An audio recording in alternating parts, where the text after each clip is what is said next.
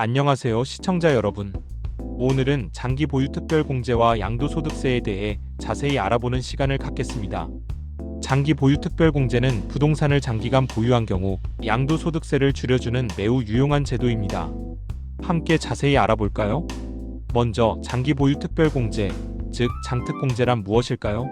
이는 토지나 건물을 일정 기간 이상 보유했을 때 양도차익의 일정 금액을 공제해주는 제도입니다. 장특공제를 잘 활용하면 양도소득세 부담을 상당히 줄일 수 있습니다. 여기서 중요한 점은 세법상 보유기간이 길수록 공제 혜택이 커진다는 것입니다. 이 제도는 토지와 건물, 주택을 포함한 부동산에 적용됩니다. 일반적으로 3년 이상 보유해야 공제율이 적용되며 특히 1세대 1주택자의 경우 거주 요건을 충족하면 최대 80%까지 공제가 가능합니다.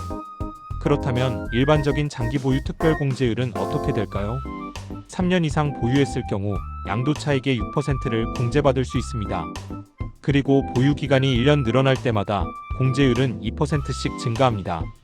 따라서 15년 이상 보유하면 양도차익의 최대 30%까지 공제를 받을 수 있습니다.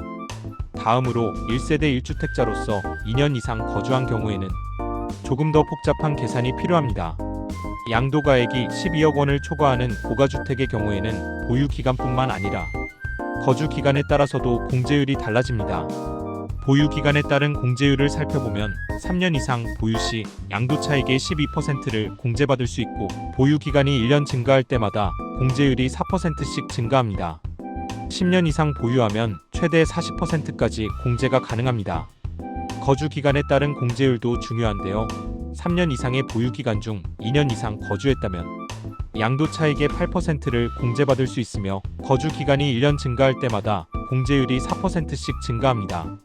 10년 이상 거주하면 최대 40%까지 공제가 가능합니다.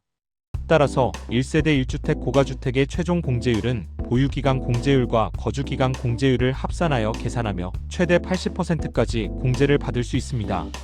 다주택자의 장기 보유 특별공제는 어떨까요? 2022년 5월 10일부터 2026년 5월 9일까지 양도하는 주택에 대해서는 한시적으로 장특공제가 적용됩니다. 하지만 이 부분은 관련 법령을 꼼꼼히 참고하시는 것이 중요합니다. 2026년에는 부동산 관련 세법에 몇 가지 변경 사항이 있습니다. 지방 미분양 아파트 취득세 감면, 인구 감소 지역 주택 취득 세제 혜택 확대, 인구 감소 지역 주택 가액 요건 상향 등이 있습니다. 또한 고가주택 2주택자에 대한 간주임대료 과세 대상이 구체화되고 양도소득의 필요경비 계산 특례 적용 예외 대상이 추가됩니다. 비수도권 준공 후 미분양 주택에 대한 양도소득세 중과 배제 기간도 연장됩니다. 양도소득세율은 과세표준에 따라 달라지는데요. 부동산 계산기 칸과 국세청 홈페이지에서 2026년 양도소득세 과세 기준표와 양도소득세율 변동 연역표를 확인하실 수 있습니다. 마지막으로 2026년 5월 10일 이후에는 다주택자 양도세 중과가 다시 살아날 수 있다는 전망이 있습니다. 부동산 세금 관련 법령은 수시로 변경될 수 있으므로 반드시 최신 정보를 확인하시고 세무 전문가와 상담하여 정확한 세금 계획을 세우는 것이 중요합니다. 오늘 영상이 여러분의 부동산 투자에 조금이나마 도움이 되었기를 바랍니다. 감사합니다. 조금이라도 도움이 되셨다면 구독과 좋아요, 알림 설정 부탁드립니다. 댓글은 큰 응원이 됩니다. 감사합니다.